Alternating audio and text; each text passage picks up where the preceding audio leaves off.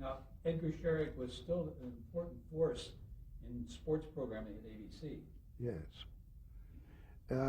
When Ed's ambitions were far beyond sports, he actively pursued me to make him head of programming at the network when Dan Melnick left to go into the motion picture business. And had misgivings within the company, but he did a marvelous job there. Ed deserves a great deal of credit for having made ABC successful during a very lucrative and successful growing period. He got along well with everyone in Hollywood. He got along well with all of the advertisers. He came out of Dancer Fitzgerald and sample advertising through that Falstaff connection into sports. And he was determined to be a motion picture producer of some consequence. He and I had differences, but he was probably more right than I. And I give Ed a great deal of credit for the success of ABC and backing me up when we got together. Now, with all the praise that you've given Edgar J. Scherick, there was one problem that did erupt for you, wasn't there? You mentioned something in the area of credits. Yes, this was a decision of Ed's to give the executives within his department of sports credit on the air. It had been the policy of all networks that if you worked for the network that you couldn't take screen credit no matter how much you felt your contribution was. But Ed decided that if he was to attract the very talented people, one of the things he could do it with was by giving on-the-air credit. And I did not notice it for a good while, but it was the beginning of the executive producer credit that is now prevalent in sports, and that is usually the television network head of the department. Ed was perfectly willing to give people credit for what they were doing, and he gave that credit to Chet Forty, Don Omar, and anyone who delivered the show on the air and never took a credit himself. So that did start a rather difficult policy. It did, and there were the senior network executives recognized it, and they blamed me for it, and so I take the blame. It was not ever discussed with Ed, but it was something he did, and I think it's to his credit. It has not really bothered the business at all. Did you try to stop it at all? I didn't make a concerted effort because Ed was so strong in feeling that he could attract really talented, creative people better with credit, and it would be a handicap without it. You, on your own, had some very talented people when you were in charge of programming at ABC. Let's talk about that. Yes, I think the era of the 60s was a formative year for a lot of people. ABC was they used to call 30 Rock was NBC, you remember, and Black Rock was CBS, and Hot Rock was ABC. We were ready to try various things that the other two networks would not even consider. And we were attractive to young people who came out of college to get into business.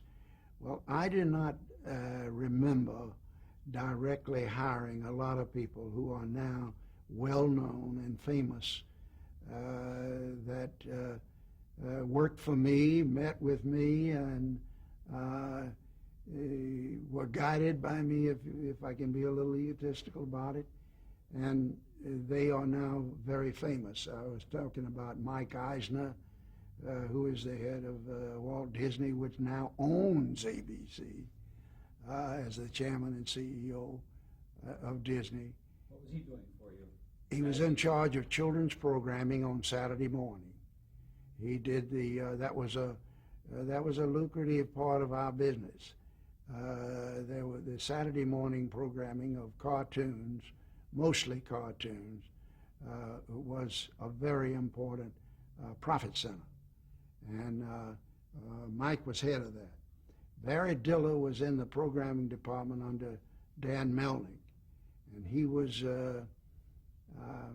was a development person. He screened submissions of various ideas or scripts or what have you.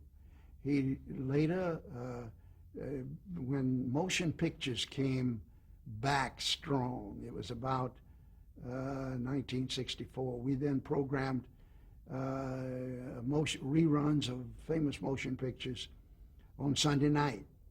He was in charge of that. And Barry made some good friends and was a good negotiator.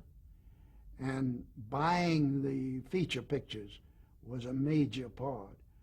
And in the shortage and the high prices we were paying for pictures, they started making movies for television. And really the first one that rated in the category with studio movies just set off all three networks were, for an era there of perhaps 20 years, made probably 1,000 movies for television. And I myself got in that business after I left ABC. And Barry Diller was in charge of that. There was Ed Scherick, we've talked about. Dan Melnick has been very successful in motion pictures. He was head of programming. He is a very talented guy and got along very well with Hollywood. Fred Pierce, who was an executive that blossomed into the chairman long after I left. He was a very, very good executive. He came out of audience analysis end of it. He was a developer of a thing called the Get Set, which now becomes the governing factor of the selection of programming, which is the demographics had never come into the sale of television until the third network, where we had less than 3 networks in an economy. We had to sell against something else. We had the young people, a very disloyal audience, I might add. They'll leave you in a minute for the next item. Is that the 18 to 49 or younger? Yeah, well, if you have any programming, it's not under 55, I think is the division of that demographic thing. If you're not under that, they aren't even going to talk to you about your show. And they'll get the show off the air if it, no matter how successful it is, if it is not appealing to that group or conversely is appealing to an old age group. CBS had a severe problem when we attacked them on that score because they had an older audience. They were, and NBC too, to a lesser degree. But the sports tied into that. Fred Pierce came out of research, as did my first boss there, and recent, Ollie Trace. And in the we were the first to start selling on that demographic, and it later comes back to haunt the whole industry. How many hours a week were you programming at that time? Do you recall? 24 at night. We went into full daytime and had 3 very unsuccessful years. We were programming 24 hours in prime time and programming 44 hours a week in daytime and then sports on top of that, and then the late night we tried, and but we were full network and full. You see, there were only 2 stations or 1 station in a lot of towns. We had to take the hind end of Austin, Texas, for instance. We had to take the small side. We started stealing affiliates, though, when they recognized that we were here to stay. In the mid-'60s, we started doing pretty well. And by By 70, we were number one in the three networks for a good while. But this thing ebbs and flows. You're going to be only as long in the job as you are yielding a growth, only as long as you don't flatten out or go down. You're going to be out when it comes to the time of accounting. At the time I left, I had been the president of a network for the longest time of anybody. Bobby Wood broke that record over at CBS. But the motivation is audience, which turns into money, and it's very difficult to program 24 hours a week when there were just three networks. But my goodness alive, what it is now with the hundreds and hundreds of channels, and it's very difficult to. What were your personal goals at the time that you came into being head of ABC? I mean, did you want to, was it money? Was it audience? Was it programming? What was it? I wanted a good job, and I wanted the recognition of the prestige. I think anybody that is ambitious. I was ambitious. I wanted to go up in the business, and I wanted to be a success. I did not pay too much attention to the money. Perhaps I should have paid a hell of a lot more attention to it. I was in the Mickey Mantle era of executive salaries, but I did very, very well on my stock options. And I didn't pay much attention to stock options at first, but I woke up to them pretty much when later. When you saw the stock going up. Right. If there was something I overlooked, it was a relation with Wall Street. That was entirely the function of Leonard Goldman and Cy Siegel. That came later too, didn't it? I mean, that came later, except because we were too busy with the day-to-day problems of operating a network. Let's talk about some of the programs All right. that came in under your aegis. One that comes to mind is the Frank Sinatra Show. Can you tell us about that? Yes. Abe Lasvogel came to us. From William Morris. Yeah, he was head of William Morris, and said that he had signed Sinatra. And Sinatra was at the low point in his life, that he'd gone sour on his records. He'd had personal problems with mobs, and his nightclub was, income was down, and he was really not doing well. And he said that he wanted to do special shows, half hours, and sing a little and do this and that. And he'd appear weekly for us if we would loan him $30 million. Oh, no, I'm sorry, it was $3 million. $3 million. And the loan to him was something that I was very much afraid of, but he had collateral in his music and in his motion pictures. He had a part of 3 motion pictures. Pal Joey, I don't remember the other 2, maybe I will in a minute. But we did it. We made the deal with him. Chesterfield Cigarettes again. They were his sponsor. They fought like mad to get him as their spokesman. He was smoking heavily then anyway. But the show just flopped terribly. It just went to hell in a handbasket. And was some of that due to his attitude? well, you can always sit around and say, I always used to say that your real problems are not your failures. Your real problems are your successes. GE's finding that out now with friends. The more successful you are, the more the problems are going to create. You're going to have to be in a constant state of negotiation. When they fail, then you sit down and say, what are we going to do? Well, we decided with with Timex to change the contract from a weekly concept to 6 shows a year. Now, Frank was in a real funk. He started a record company, Reprise, I think the name of it was, which he later sold, and that's where I got the $30 million. He sold it to Warner Brothers for $30 million. That's where he got most of his wealth back. But in this course of discussion, we couldn't convince him that he ought to do an hour special. He wanted to continue the show the second year, and we were obligated to do it or pay off.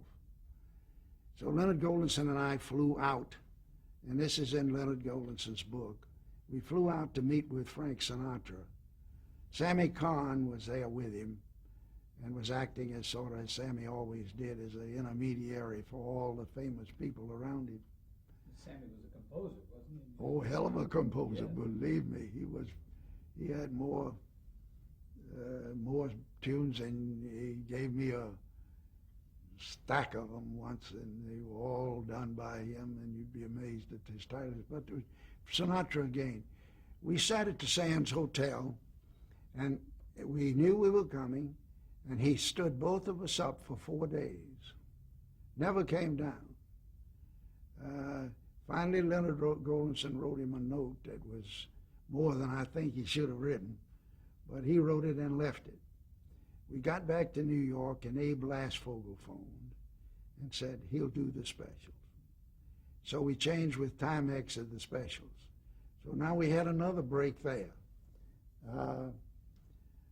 Colonel Parker came in and said Elvis Presley is coming out of the military, and I want to put him in a prominent place, and I'll give you 2 songs, no more than 2 songs, that's all.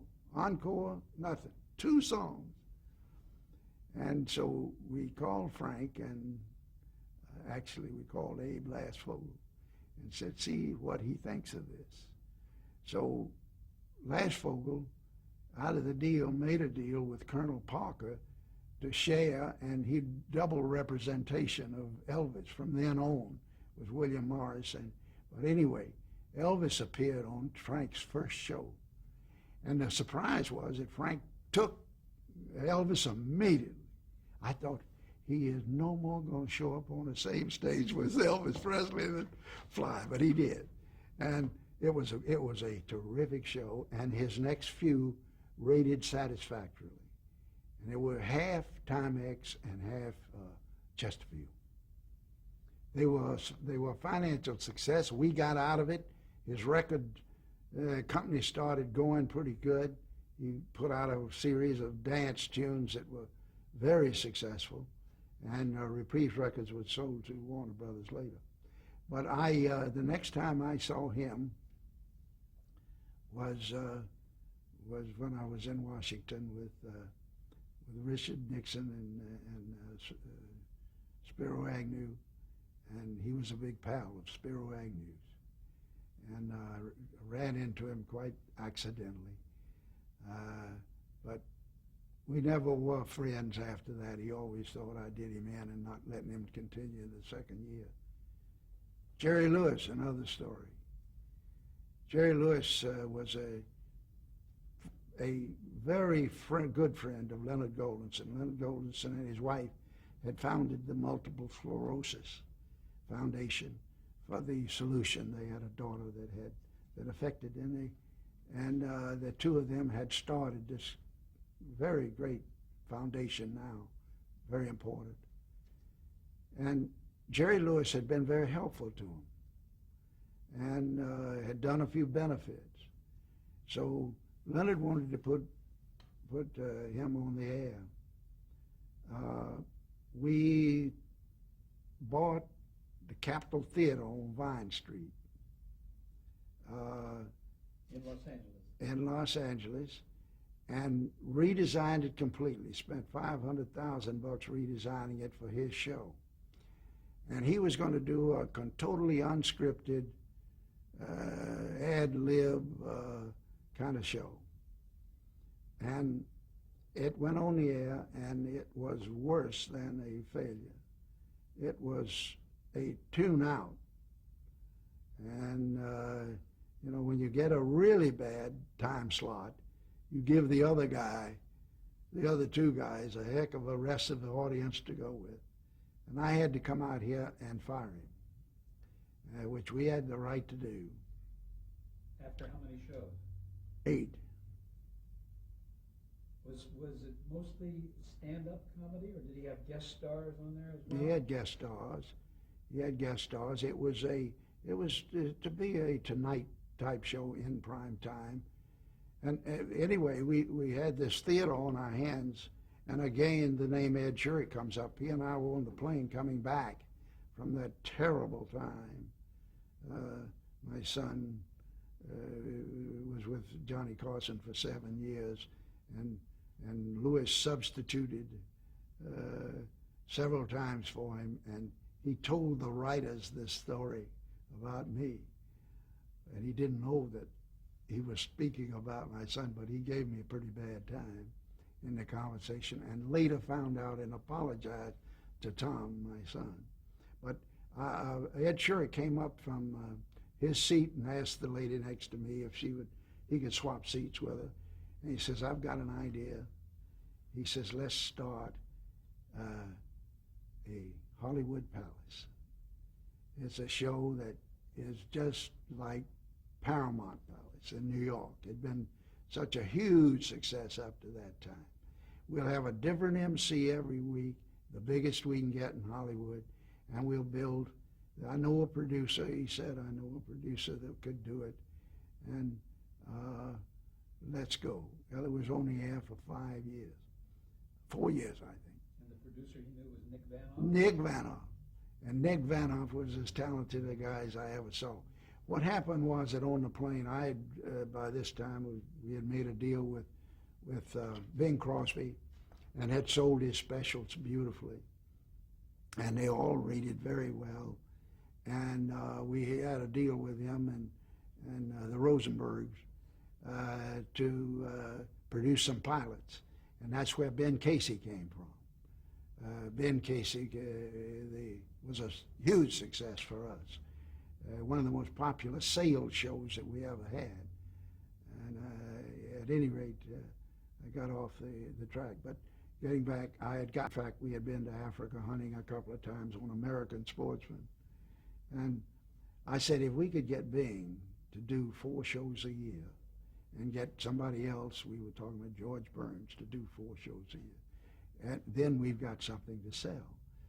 So I got off the plane, turned around, got on the plane, and went back, and Bing Crosby was in Las Vegas. And I called Rosie Rosenberg, his agent, and he met me there. And we talked this thing through. And Bing said, okay, you'll do it. You'll do the first show, the first 2 shows, and then 2 more a year. And it was a strange sort of a show. The problem was that dadgum demographic I'm talking about. It was old. It was all over 50. That audience was made up of people. It was a nostalgic sort of a thing, corny as hell. But Nick Vanoff was a magnificent producer. My gosh, he was on top of everything that went on in that show for 4 years. He was a former dancer, Nick Vanoff. I didn't know that. Yes. Well, Nick was a great part of our success, and Ed Scherick alone deserves again the credit for having bailed us out. We got our money back out of that thing, sold the theater later for about twice what we paid for it. So we landed on our feet out of Jerry Lewis, except for the bitterness that took place there, and I'm sorry for that. Everybody thinks that because I'm from the South that I'm anti all racial things, and I'm not. Made some great things, and we can get to what I did after ABC in the movie business. I'll tell you about that. Okay, but let's talk about some other shows. Let's do. Let's talk about the Real McCoys. Real McCoys I had very little to do with. That was, and I hear that, what's the guy's name that was the son-in-law? Creamer, not Creamer, but anyway. Walter Brennan? No, Walter Brennan was the lead. The only thing I had to do with that That was a pilot made by the studio. There were several of those that were very successful. Screen Gems did that procedure. They would make pilots on their own. It's okay. All right.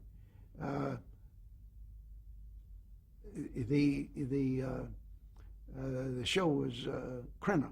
Right. Dick Crenna. Anyway, I hear he's very ill, and I'm sorry to hear that because he was a great part of that show. The only problem we had with that was getting insurance on Brenner.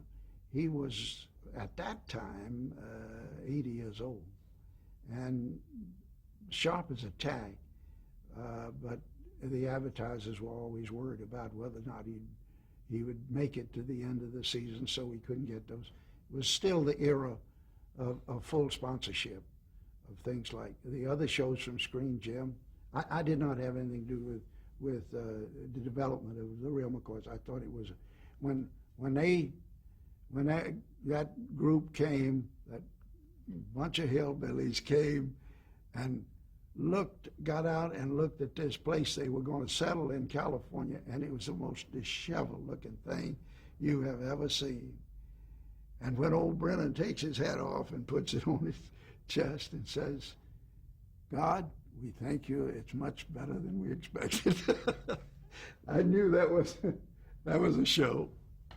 He had the grandchildren, when he had the daughter and then they had no money. It was just an ideal show for the time. I think it was Norman and Irving Pincus, the brothers, who were the producers of that. Yeah. And I knew them. We made a pilot with them that was not ever successful. They didn't get on the air. 77 Sunset Strip. Well, that was Bill Orr. That was Warner Brothers, Ephraim Zimbalist, and Roger Smith. And Cookie Burns. Cookie Burns. Cookie Burns, was killed in the first episode. He died. He was burned up in the pilot, and he wasn't even there. And so everybody was so wild about this guy. Just when he went on the air, we went on the air just like it was. And the next week, we had him in charge of the parking lot, combing his hair, and never said a word about about the fact that he died the week before. And that show ran from 1958 to 1964. Yes, and it was a start of just a series of those private eye things. It was Bill Orr was a very, very creative guy. I don't think that I think that was a B movie that was made by Warner Brothers. I was going to ask you where it came from. With an entirely different cast. Entirely different. We'll get right back to it as we